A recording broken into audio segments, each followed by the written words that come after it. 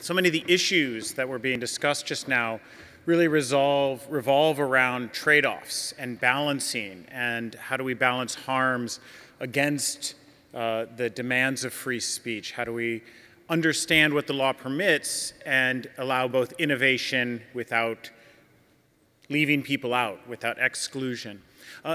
Those issues also are very relevant for the next panel, which instead of looking directly at the law, focuses on civil society and technology. So in particular, as we think through the tools of surveillance, the tools of observation, the tools of moderation, which can turn into control, especially when used by repressive regimes to shape their own internal narratives, we again see all of these kinds of trade-offs. So what we need to be able to do is think through what the obligations are, both within companies and governments. So the next panel on civil society and tech is going to be moderated by Jerry Cohon, one of the other forces of nature behind this wonderful event. So Jerry, take it away. Well, welcome to this last session of the morning, and it comes at a good time because both earlier today and all of yesterday, we've heard both a great deal about the crucial role that technology plays in the spread of extremism and hate, and also the many conflicts and issues that revolve around intervening in the role of technology. I think it's crucial that we all recognize the conflicts that are at play here. Every one of them is extremely important. Freedom of expression, which we just heard about. Privacy, profit-making. You know, if Facebook doesn't make profits, there's no Facebook, and the billions of people that use it lose all the benefits that it brings them. There are conflicts here, serious conflicts, and the challenge to us, all of us, is how to mediate among those many conflicts. Now, we have a great panel to deal with this because these are people who work on exactly that problem every day, all day, probably all night too in a lot of cases. Alex Walden and Brian Fishman worked this problem at Google and Facebook, respectively. Vidhya Ramalingam started a company that deals explicitly on intervening in the spread of extremism, but working at the same time to preserve freedom of expression. Courtney Radsch and Marc Andre Argentino work on these issues from the perspective of civil society organizations. So you see we have the sectors represented, though no government officials here, but we'll talk about them. And people, and that's the important part, who work at this intersection, boots on the ground, as it were. They are the front line every day. So I'm delighted that they're here with us today. I've asked Courtney to start and ask her to sort of paint the landscape for us, identifying the issues as they manifest themselves when we try to actually deal with the problems. Courtney? Thanks so much. So my name is Courtney Radsch. I'm here on behalf of Article 19, which is a global freedom of expression organization, but I'm also a member of the Christchurch Call Advisory Network, which you might have heard about. I'm going to talk a little bit more, and lots of civil society are working on this issue.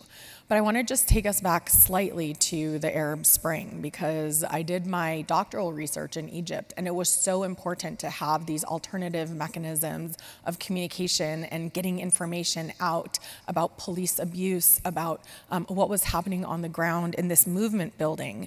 So I'm here to kind of represent the idea of freedom of expression and how can we protect that while we combat hate online, while we try to combat terrorism. Because we know that extremists, as you've heard, over the past day and a half, are using this technology for propaganda, recruitment, to get all of their messages out, and oftentimes drowning out counter speech, journalism, satire, etc. So I want to hone in on the risks to freedom of expression from extremism, but also the efforts to counter violent extremism online, because that's what I've spent a lot of my time doing, especially thinking about journalism. It's really hard for an algorithm to tell the difference between extremism, commentary on extremism, coverage of extremism, satirical implications of satirism. So I want to talk about, how we can think about combating hate online with safeguards so that we can protect freedom of expression. So these processes to remove terrorist content really, I think, got going in 2014 when one of the first major kind of terrorism attacks that was broadcast online was the beheading of journalist James Foley. And since then, there has been a massive effort to counter ISIS online, which in the past few years has now expanded to include countering white supremacy. And a lot of us who have been working on this were really concerned in the early years because there was such an overt focus on Muslim, so-called Muslim extremism or Islamist extremism. And now we're seeing a more equal opportunity. But we want to be really careful about that because we have to think about anything that we do to counter this issue in the US is going to have global implications. It's going to affect the Syrian journalists and the Syrian activists who have literally paid with their lives to document the war crimes that have happened during the war there. For example, there were dozens of news organizations in Syria, citizen journalists and professional journalists who went and created YouTube channels in order to report on the ground what was happening there. Because remember, they were killing all the journalists who were trying to do it for the foreign outlets, so they had to depend on these local journalists. Hundreds of thousands of their videos were taken off of YouTube because they were flagged as being terrorism. So this then, of course, has broader implications for how we see that conflict and how we respond to it.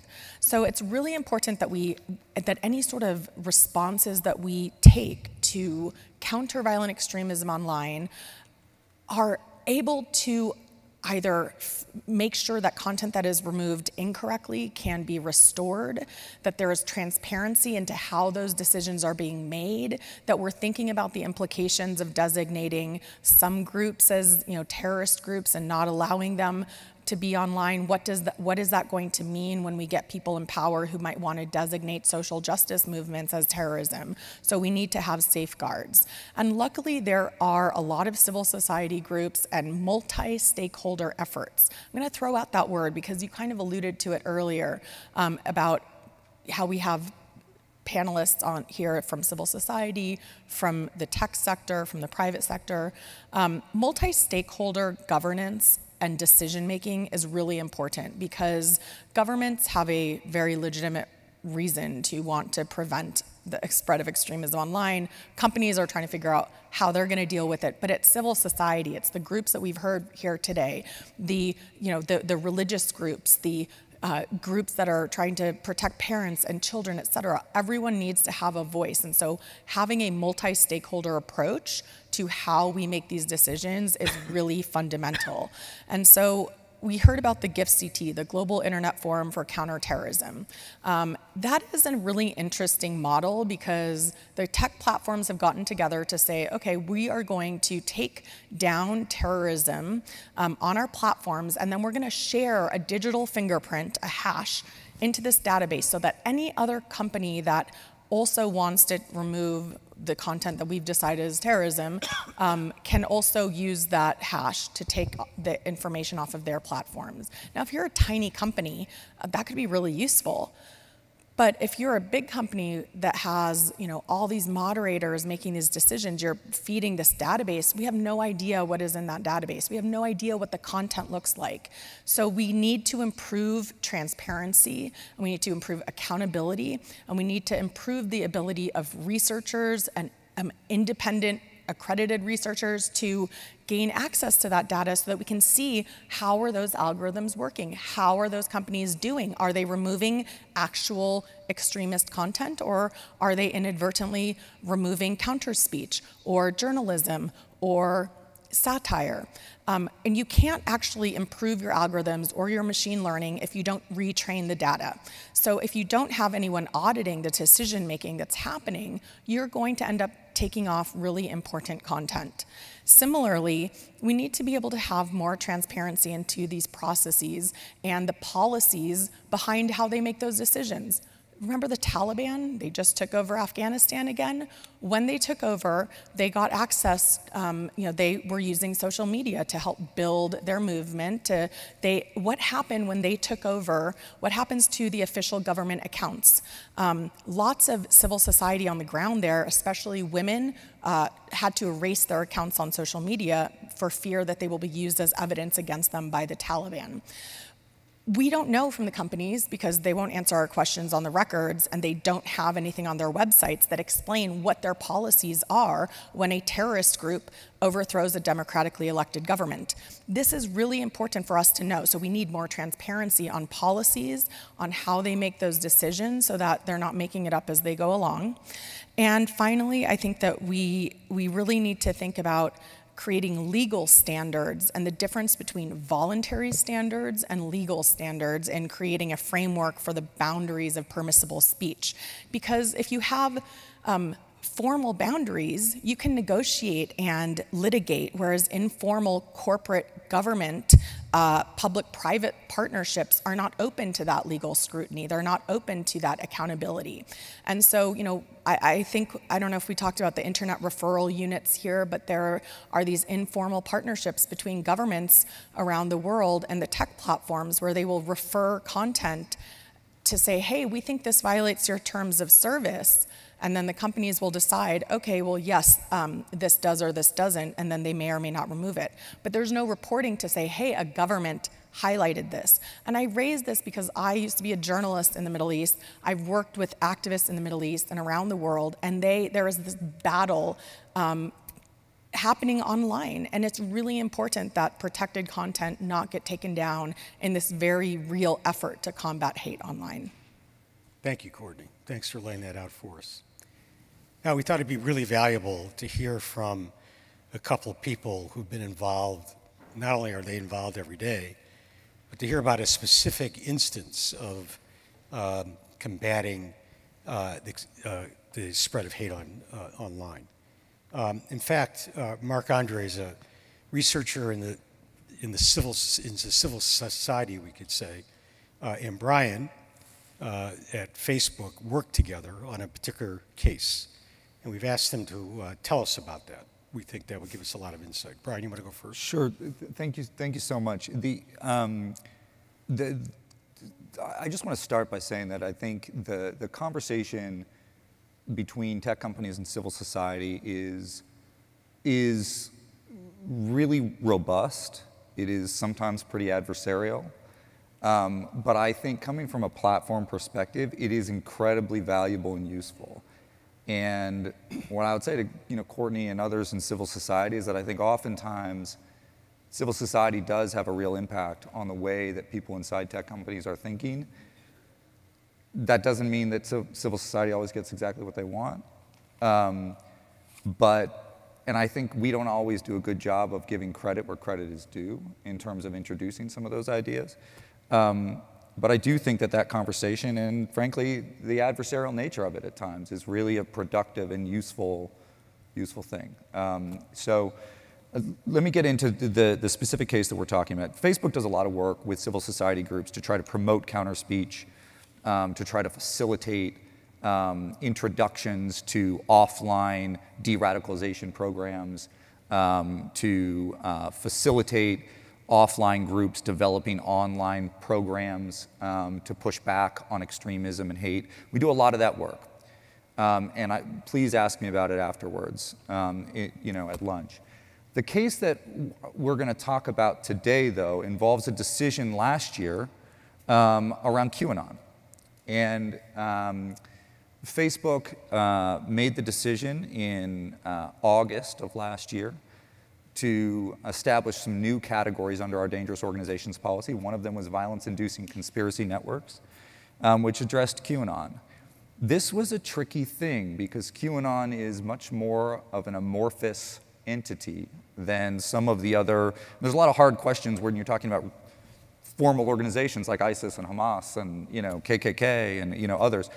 But when something is even more amorphous than that, the risks that Courtney's highlighting, I think, become even harder. It becomes even easier to make a mistake.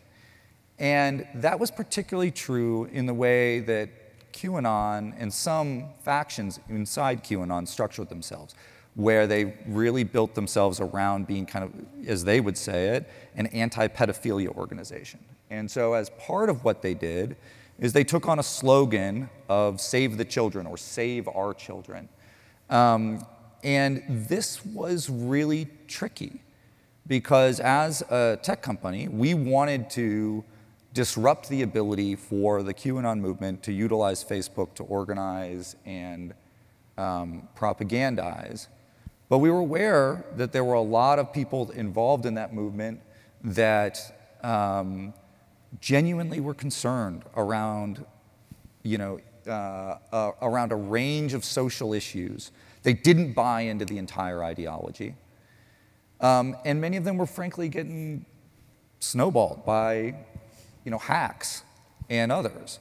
And so how do you deal with that problem? And so we tried to set up, so we worked with Marc Andre, several other researchers, to really try to understand as best we could these challenges. So we were taking down pages and groups, places where QAnon organizers were trying to convene people and bring those folks together. And then we tried to set up messaging to authoritative information sources, and the group at ICSR in London helped us build some of those. And then when it came to this faction of QAnon that was really focused on, as they put it, anti-human trafficking, anti-pedophilia, we worked closely bringing together some of the folks from the extremism space, like Marc Andre, with child safety organizations, which is not my expertise, but other parts of my larger team have really strong connections in that world. Because whatever we did there, we didn't want to disrupt, accidentally, really genuine work on those issues by some of the best people in the world that are trying to just protect kids. And so this was a really delicate line. And so we wound up, taking on and removing the sort of QAnon centers where we could find them, providing specific kind of messaging to people that were looking for that kind of content to try to give them some tools for understanding the misinformation that was being provided to them by these groups. And we did something even more specialized, focused on people that were focused on this anti-human trafficking, anti-pedophilia message, which runs through QAnon, which oftentimes actually took on the slogan of one of the world's great child safety organizations. And that meant working really collaboratively with those folks, making sure that we were communicating as thoroughly as we could, and bringing together, frankly, different aspects of civil society that both had equities as a company was making the decision. Now, this is an example, most folks probably have never heard of this, that's an indication that it went pretty well. We did a pretty decent job at this one. What I would say, and then I'll hand it to Marc Andre for his views on this, is that we did a decent job here. This was hard, and it took a lot of very intensive effort. It's hard to do it that intensely across every single issue around the globe. And that issue, and I'm not making excuses or justifying or whatever, but I am saying that that kind of intense focus, when you're trying to be that careful, is very tricky to scale. And there are sort of two kinds of problems that the big platforms deal with.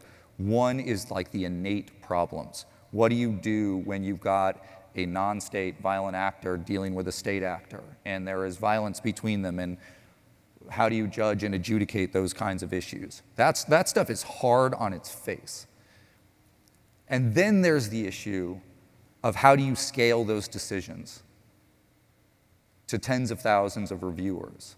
How do you make sure that when you're making scale decisions and you're using AI based on the decisions those reviewers make, that you're limiting mistakes? And I'm using the word limiting intentionally there, not preventing. And so I think it's worth thinking about those problems in two ways, but I do think that this is an example of like where we did it pretty well.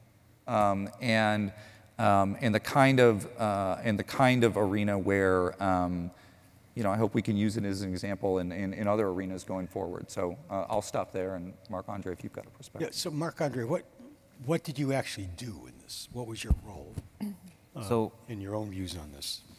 The first step that we were, when I was talking with Brian about this, there was a couple of considerations. First is to not just look at QAnon as a very narrow lens and saying it's a violent extremist organization, because there's a spectrum to it. Not everyone in there is intentionally looking to commit an act of violence. Some of them are legitimately looking to want to participate in a movement that wants to protect children, or some of them are actually wishing to protest against what they see as injustice in the world. And the way that they're attaching to themselves to a conspiracy movement is the way they're expressing that. But there is an inherent right for them to do that. But it really comes on this narrow line of at what point do their actions cause a severe amount of harm, which is extremely difficult to measure. And it's not in the sense where it's flashy, where you see individuals commit, you know, a shooting, or they're holding up, you know, a Hoover Dam with, you know, an armored truck and pipe bombs and weapons. This was individuals that were flooding hotlines of child trafficking organizations with false tips, taking away resources from legitimate cases, and, you know, instilling panic in the people that are working there that are not understanding why all this information is coming in. And there's also a balance of these individuals who actually felt strongly about protecting individuals from child trafficking were using Facebook to organize protests, to organize themselves and discuss these topics. And there are legitimate groups that are participating in this space. The issue was QAnon individuals took over these groups that were existing, not only creating new ones, but they took over existing ones and manipulating the individuals that are in there. And that creates a very difficult task when it comes to regulating these spaces, so that you protect the voices of the legitimate activists in those spaces while removing those who pose a threat to the work that they're doing. And there is no real way to do that via automation, and it really came down to manually looking at this content and having discussions about what specific aspects really fit the policy guidelines that the platform from that merited removal. Because as you play in this space, there is a chilling effect when you remove this type of content that'll impact the legitimate civil society work. Right. And a lot of what I initially did with Brian was just really talking through the challenges and trying to look at this from all the angles of how are you protecting the organizations, how are you protecting freedom of expression, how are you protecting freedom of assembly, and, you know, actually mitigating the threat without causing more harm. And that is not something that was easy to do. Another part was, like Brian said, was actually talking with these organizations that had no idea what QAnon was, and the Save the Children campaign really happened in 5 days. So there's no real preparedness that they could have had to deal with this. So a lot of it was, you know, just coming in and talking to them, what is QAnon? What are the type of conspiracies that they would be offering as tips? What are the information to expect, so that they could be better prepared to say, this is a legitimate case versus maybe we should pay a little bit less attention to this in order to make sure that they're giving the resources to the right places. And it's one of the challenges I've been talking with Brian since that incident happened is, how do we scale that up? And it really comes to face that, you know, we want to have something that's clear and transparent. Like, even though we're not talking about it, at least up until today, I think it is something that we should talk more about when there are successes, and talk about these in multi-sectoral fora, so that we could, one, even though there was a success, I'm sure there's a lot of things that could have been improved. How do we improve that? And then how do we scale that up? How do we move from this single case that was time intensive, that was very resource intensive, and apply this to other scenarios? Because this was a very small instance, even though it did go transnational, had a lot of impacts. But it would be lovely to see how we could bring this forward. How can we bring more people to the table to participate in this, and have a back and forth, because after a while, and this is kind of the one complaint I have, is there's a lot of information that comes in from the outside partners to the platforms, but then getting that reciprocity after the fact to see what are your internal metrics, what are your measures, what is that research? There's obvious reasons why they don't want to share it publicly, and that as I understand, but I think there is places in trusted circles to be able to have that information so that the next time this happens, you know, those who are providing this information are better informed. Because the goal about this is really to provide the best answers to prevent violence and radicalization. To do that, we need to have a sustainable source of information, but that is also very reliable. And that we know that when we make decisions, we know what the impact on freedom of speech is. We know what the impacts on various human rights are. And we'll be coming back to that. Yeah. That's a key issue. But let's move to Alex, and let's hear about how Google approaches this through the human rights lens that is so important to you, I know. Sure, thanks. And I think I was thinking of maybe picking up on a few things Courtney said, because we are oftentimes in these settings with sort of companies, the human rights teams from companies, and our colleagues in civil society who work on free expression, human rights, media freedom. And so these issues and sort of this tension comes up for us often.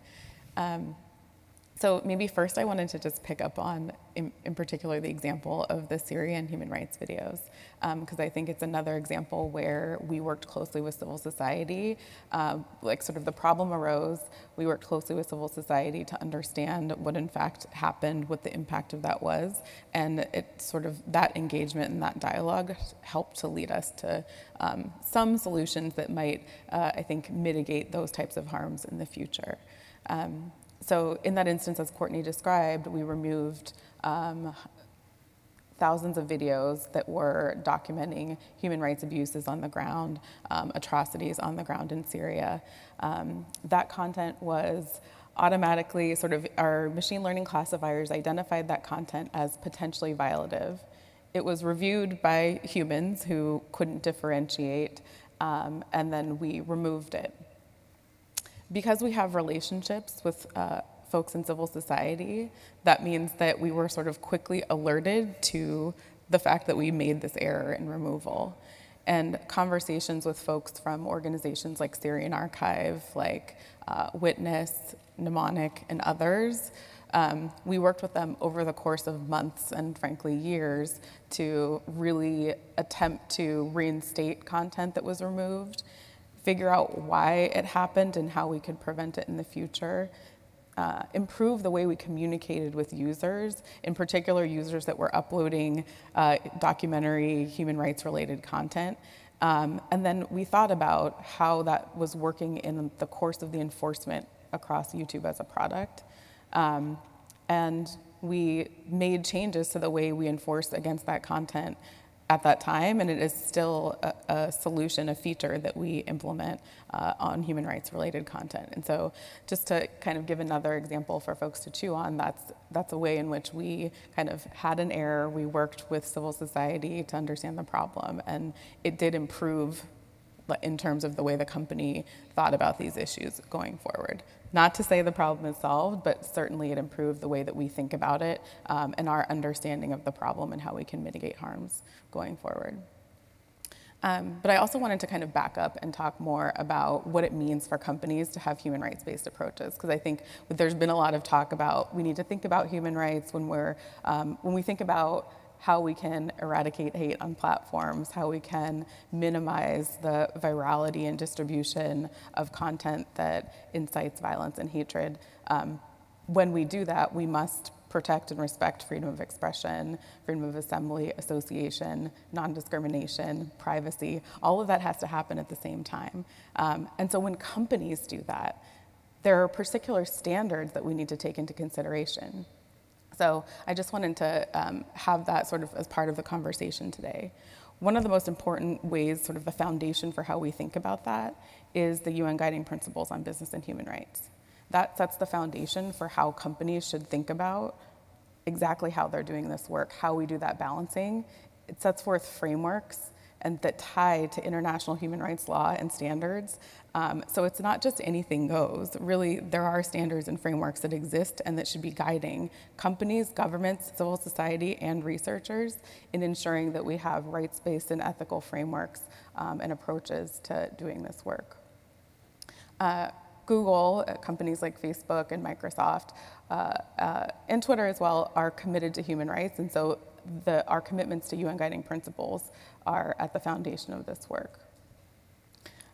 But when you're committed to the UN guiding principles on business and human rights, the UNGPs as we call it, that means that you have to do things in particular like engage civil society and impacted stakeholders in understanding a problem and how you can address it, sort of how you identify rights-based impact, and then how you can mitigate and manage those risks. And so I think that is, it's not just that engaging with civil society is interesting and that we can learn things and it's nice that we can all get together. In fact, for companies, it's an imperative for us. That's how we understand what the impact of our actions are through engagement with these stakeholders. And maybe just to highlight a few ways in which that we do that. One example is it has to happen at the particular company level.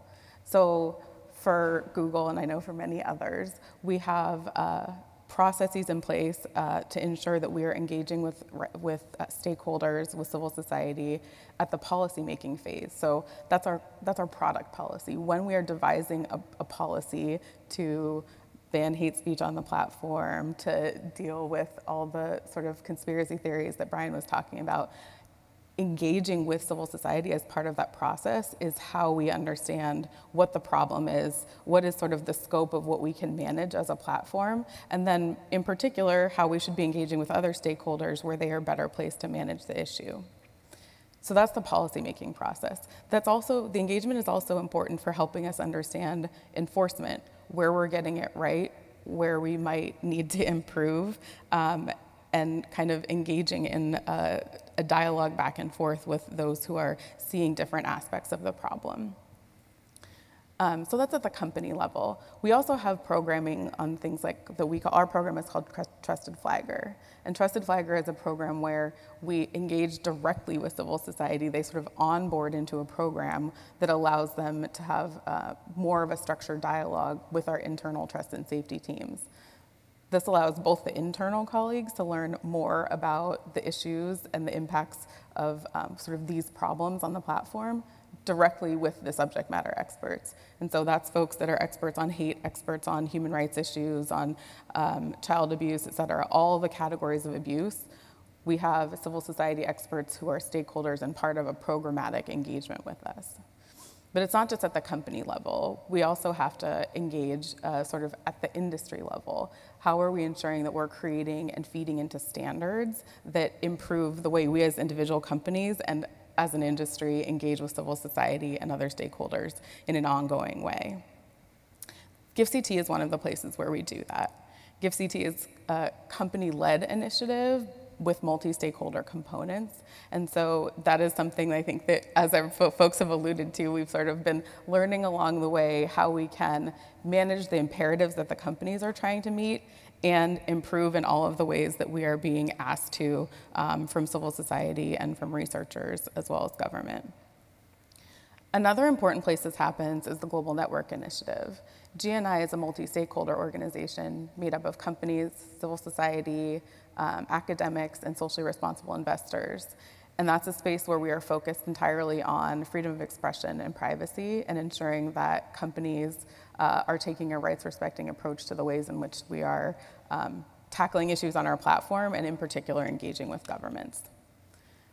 That's a setting where we do undertake independent assessments pursuant to a set of standards that we've all agreed upon. And so I just wanted to share that in particular because I think it is a model that allows companies and civil society to show up on an equal playing field, to really kind of wrestle with the tensions. And we do come up with sort of standards that we all agree to, and it's more challenging than you think, and it kind of is it takes a long time. But then once we've agreed to something, it really is powerful when you can say there are a set of standards that large companies and global human rights organizations, regional human rights organizations all agree to with respect to how we manage extremist content, for example. So just to provide a few more examples of sort of what it looks like when we get it right. Good. Thank you, Alex. Vidhya, now you founded Moonshot specifically to work with governments as they combat hate online, but while preserving freedom of expression. Tell us about that. Sure, thanks, Jared. So I spoke yesterday about the need to use tech platforms as a medium through which we can reach out to individuals who are at risk of violent extremism and offer them safer alternatives. And that's something that we do regularly, both in partnership with the tech companies themselves, but also with governments and with NGOs around the world. And that approach in its own right is not actually in contradiction to freedom of expression and freedom of speech. I mean, this is actually, it's fundamentally about more speech. It's about greater speech and about ensuring that there are safer alternatives for anyone who is consuming hate content or seeking to consume hate content online. So it's about more content online rather than less.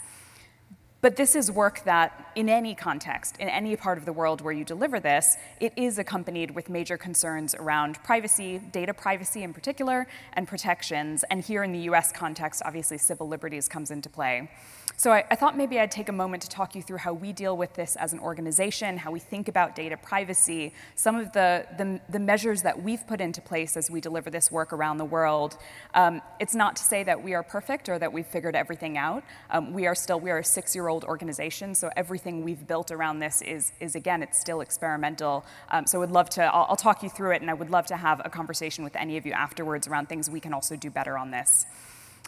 Data privacy in particular. So as an organization that is operating not only in the US, but also around the world, and in Europe in particular as well, we are actually bound by the European legislation, the legal framework called Gdpr, which is the General Data Protection Regulation. I don't expect everyone in the room to know what that means, but some of you may have been personally affected by GDPR. It places strict restrictions on the processing of personal data, and that applies to any organization that is based in Europe, regardless of where they're operating around the world, or any organization that is doing work in Europe and dealing with European data.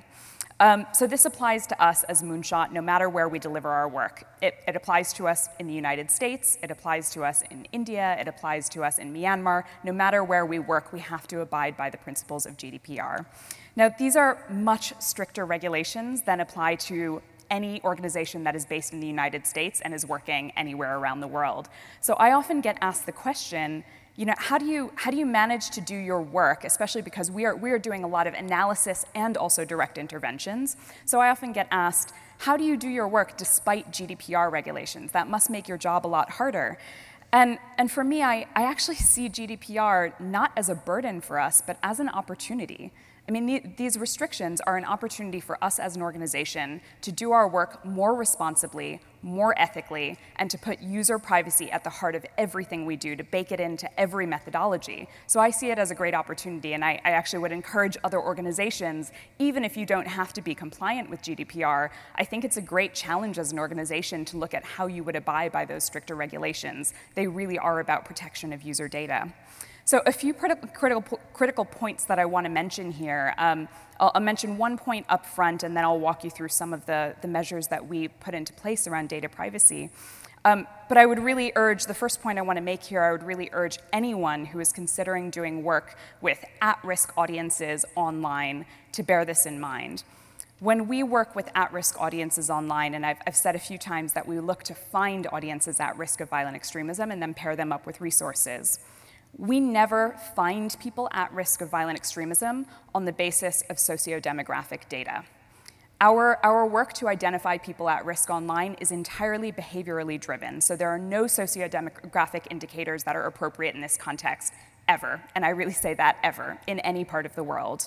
Ethnicity, religion, gender, any other socio-demographic characteristic should not be used as a proxy for violence. And so we never undertake work which is reaching out to communities on the basis of any socio-demographic information. What constitutes at risk for us is someone taking an action online, someone seeking hate content, violent extremist, terrorist content, someone engaging with it, someone posting it themselves. That person has to take an action regardless of who they are, regardless of where they come from. If they take that action, we are concerned.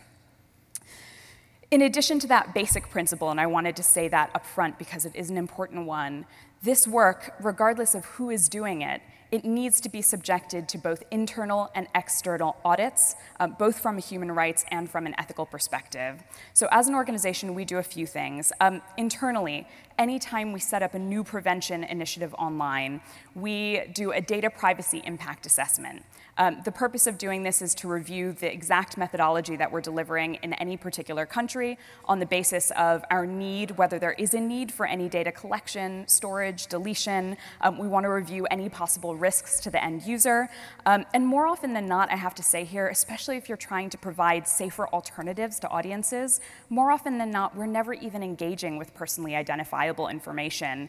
We're usually just signposting a service to someone who, again, has taken that action online, indicating to us that they're at risk. But sometimes we are in a position where we come across or we do need to handle personally identifiable information. And in those cases, it needs to be handled really carefully and in line with our ethical processes, with our ethical policies, and also with GDPR. We also put every new methodology through an ethical framework review process. This is a process that we've designed, and by the way, I'm happy to share examples of these documents with anyone in the audience who would like to see the templates that our team are using. So please do follow up with me afterwards, and I can share with you examples. This ethical framework review process, it's meant to provide a systematic, traceable approach to ethical reviews for our team so that there's a record that every single project and every single methodology has been through has answered the same questions and been through the same assessment. But it's also designed to serve as an early warning system to pick up on any potential ethical vulnerabilities early as we're designing projects so that we can get ahead of it. We also have an internal ethics committee, which I do not sit on, and neither does my co-founder. It's a committee that's comprised of staff at every different level in the organization, from the junior-most staff to the senior-most staff. Again, this is a committee to provide guidance to our team on designing methods in an ethical manner, but also to try and foster a culture of challenge within Moonshot. We want to provide a channel so that any member of our staff, if they have a concern about how data is being used on the team, about our methodologies, about the impact of one of our methodologies on a community, we want to provide a channel for those concerns to be raised that don't rely on individuals feeling like they need to be comfortable with their manager or with me as the founder of the organization to raise that challenge. So this is an opportunity for those challenges to be raised and for our ethics committee to help make decisions around how we can do our work more ethically. But finally, and really importantly, we subject ourselves to an annual human rights audit. This is done by a third-party organization. It's done by a human rights organization. We publish the results of that annually online. We started doing it 3 years ago, so I believe we have 2 on our website, and we'll have the third one later this year. But what we do is we bring in those organizations and open up our books to them. We open up our project files. We give them access to every member of our staff, access to the technology, and access to our engineers, so that they can really do a thorough review of how we're building our methods, but also how we're delivering them. Again, and I want to reiterate, I'm not walking you through this to claim that we have a perfect model here by any means, but would love to open up a conversation with any folks afterwards to also talk about how we might be able to do this better. But these safeguards are generally really important to our team. One thing that I might just end on is, in doing this work, we are constantly dealing with new platforms where a threat is emerging. We're constantly testing new methods. There are always going to be new frontiers and new ethical questions which arise, and some of these are really challenging. And just to give you some examples, some of the examples of the kinds of questions we regularly grapple with. At what stage does someone become an extremist influencer online and therefore is considered someone whose public behavior can be regularly studied as a celebrity's might? Like at what point does someone become a celebrity online? And then when you're reviewing their behaviors, what's the distinction there between a legitimate review and surveillance? I mean, these are questions where there's not necessarily case law in place for us to draw on, so we need to make judgment calls as an organization. Another question that comes up regularly in our work, what constitutes the public domain online? That might seem like a simple question if if privacy settings are set such that information is publicly available, it might seem simple. But for example, in a non-American setting, is a mass WhatsApp group considered the public domain? In countries like India, for example, where WhatsApp groups are advertised on billboards sometimes, and sometimes organized by political parties. You'll see a phone number on a billboard that you can then text to be added to a public WhatsApp group. And then those groups can be used to spread disinformation, which there's now a large raft of evidence to show that those WhatsApp groups are sometimes used to mobilize violence. So again, are those WhatsApp groups considered the public domain? And does that then mean that you're dealing with information in the public domain when you're going into those groups? So again, questions like this don't have clear case law behind them. We are always dealing with challenges like this, and we'll continue to have to manage challenges like this as we grow. But would love to open up a conversation with any of you afterwards, because I think there's many other people in this room that are dealing with those same ethical and data privacy quandaries as we are. That's great, Vidhya. Thank you. I think it's safe to say that in this area there is no perfect model and never will be. Marc Andre, I want you to address the data access issue in a moment. But first, I want to go back to an issue that Courtney raised. You're very concerned about transparency. In fact, I think that's a central theme to your concerns. Now, we've heard about the very extensive engagement by these two big platform companies with civil society in many ways. We heard about audits that Moonshot employs. Is that enough for transparency? What more do you want to see? Thank you for that question. It isn't enough, but it is part of the answer. I mean, definitely the multi-stakeholder venues that Alex referred to, where I'm a member of the Global Network Initiative, the UN Guiding Principles on Human Rights. These are, which also convenes many different stakeholders, are an important step to transparency. Similarly, I think Brian mentioned the transparency reporting that many companies do. I think that is becoming a standard in the industry. The transparency reports are typically related to what type of content is actioned on by the platform, whether that's removed or tagged, et cetera. And I think we're getting more nuance, et cetera. But what transparency means is also evolving, and so far it's really been set by the companies deciding how and what they think they should be transparent about. So whether that's Moonshot doing internal audits, that's great, but again, how do you make sure that's validated? Transparency around, from Facebook about this kind of like very intense engagement on this one issue is great if you're based in the United States, but what if you're based in Malta or in India and you don't have that direct connection? So first you have to think about transparency at the level of policies. Second, you need to think about transparency at the level of platform governance. How are decisions made? How is that platform governed? And then transparency in terms of how content is moderated on that platform and what the reaction and actions to that are. And there are several processes that are ongoing right now where we are trying to grapple with how do you then actually operationalize that, right? So the Christchurch call, we've talked a lot about the Christchurch attack, that gave rise to the Christchurch call, which is a pledge, 12 points pledge that kind of governments and private sector signed up to. And then they created an advisory network, which is comprised of scores of civil society organizations that are advising this process to try to help think through, okay, well, what does algorithmic transparency mean? Are you going to give us the secret sauce? Also, by the way, it's not like one algorithm. What does a good transparency report include? And one of the things, for example, you mentioned the Global Internet Forum for Countering Terrorism, the GIFCT, they're in the process of figuring out what should be in their transparency report, and how does GIFCT be transparent given that it has the potential to completely erase things off of the internet. And not only that, but it's created a structure where we might all agree that like ISIS content and QAnon and whatever content, we don't want it online. But once you set up an entity like the GIFCT and this concept of let's have all the platforms get together and coordinate what they're taking down offline, that could be great if we're talking about online harassment. It could be really bad if we're talking, again, about some social justice movement or an opposition movement in a repressive country, et cetera. But once you've created this entity, there are no safeguards kind of to prevent a government from saying, okay, well, now we all want to get together and have the platforms coordinate on taking down disinformation. Who's going to decide what that is? So we have to be really thoughtful about the precedents we create. and how those are created.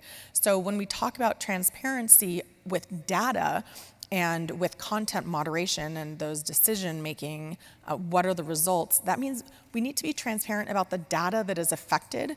We want transparency about how governments are making those demands of companies. So whether that's through an internet referral unit or, which is kind of this bypassing any sort of legal mechanisms, we want to understand, when there's that kind of coordination between government and platform, because that's when civil society really wants to be able to have visibility into that, so that there can be transparency, which enables accountability. And I think that I just do want to point out, that we've heard some really important concepts here, and especially in relation to the last panel, which was about the First Amendment. The companies here and the issues we're talking about are not US specific, and I think international law, human rights law, I mentioned I work for Article 19, that is the Universal Declaration of Human Rights and the International Covenant on Civil and Political Rights.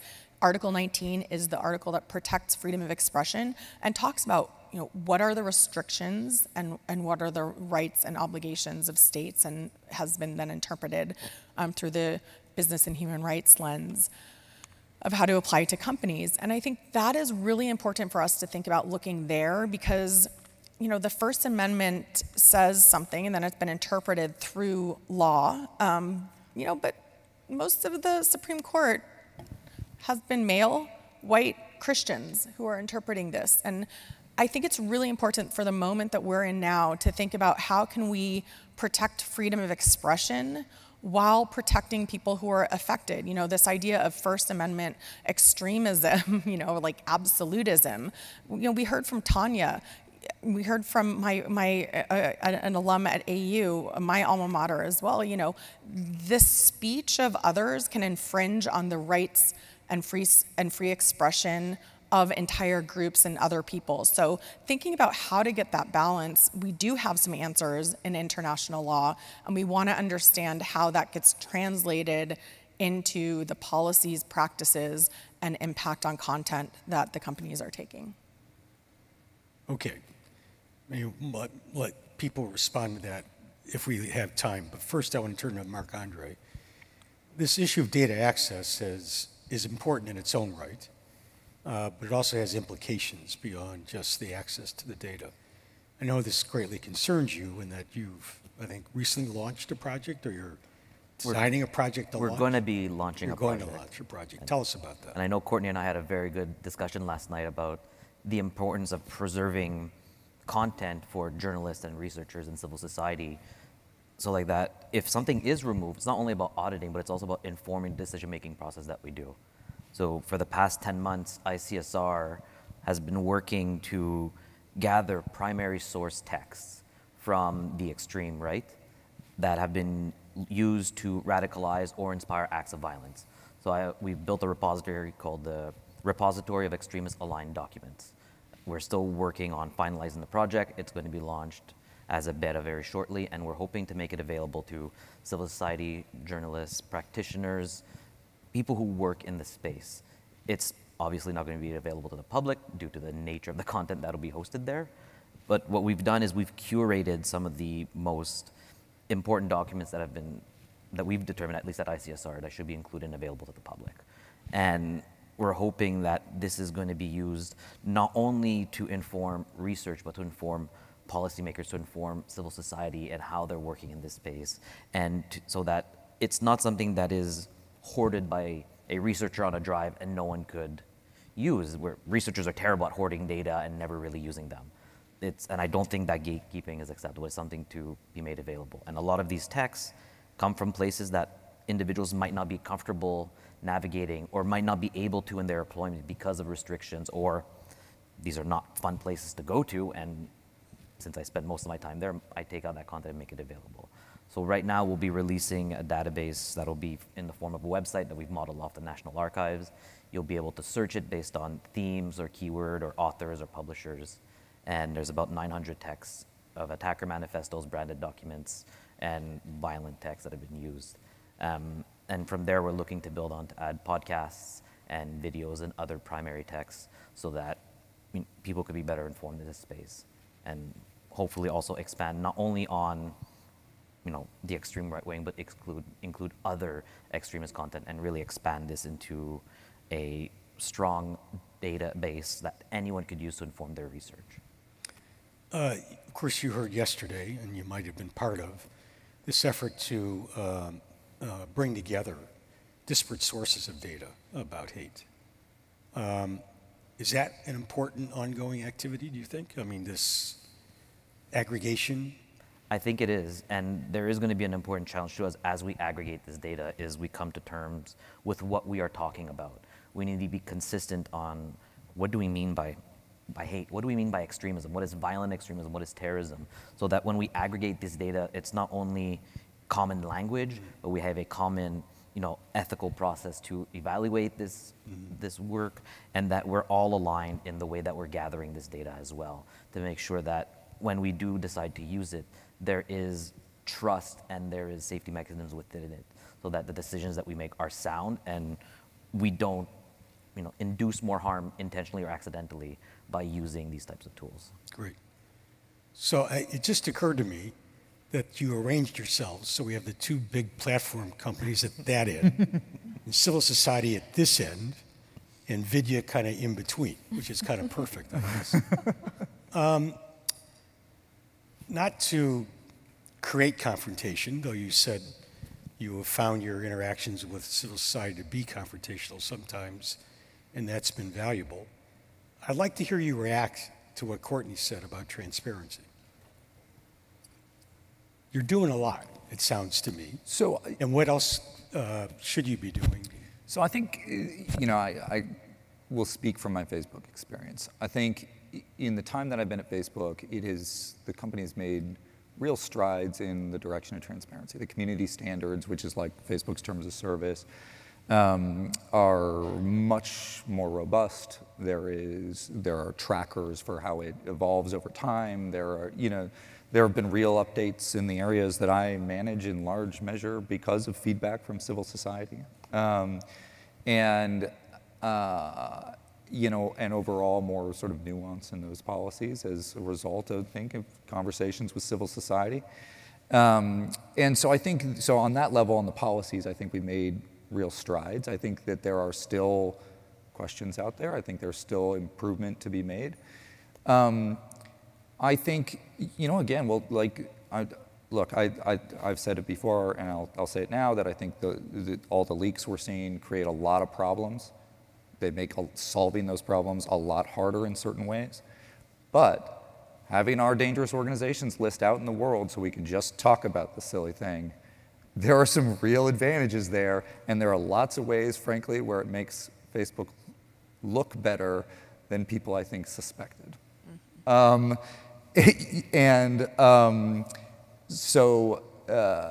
I think that's good. I think on the issue of numbers, the one thing that I did not realize, I just did not realize before I went to work for a big platform, is just how much effort the platforms put into trying to make sure those numbers are accurate.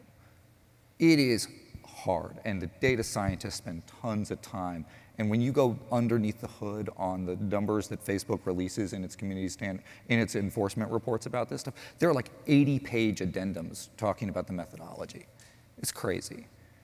And so what I would say there is that it just takes a while. I mean, it really just takes a while. And the metric that Facebook has pivoted to, because Courtney's right, like historically, what Facebook released is like takedown numbers and like how proactive we were being. And the reason why the proactive number was out there is because for a long time governments were saying, you guys are just relying on user reports, you're not doing it yourself. And so you get platforms coming back and saying, no, we are doing this ourselves.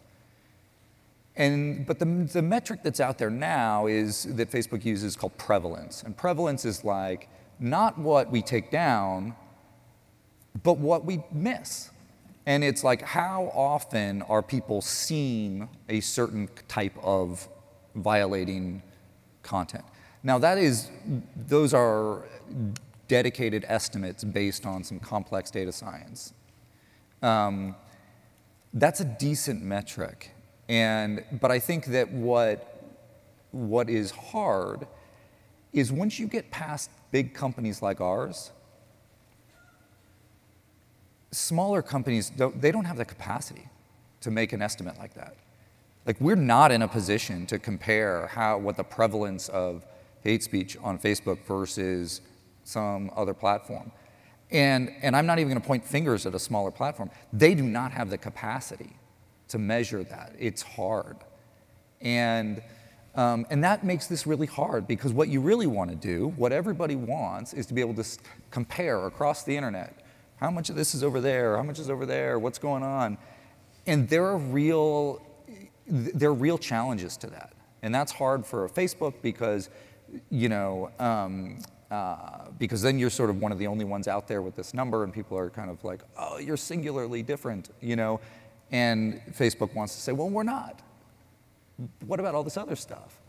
And, but those smaller companies, they have no capacity to measure this. So you can't really point the finger at them. It's not their fault.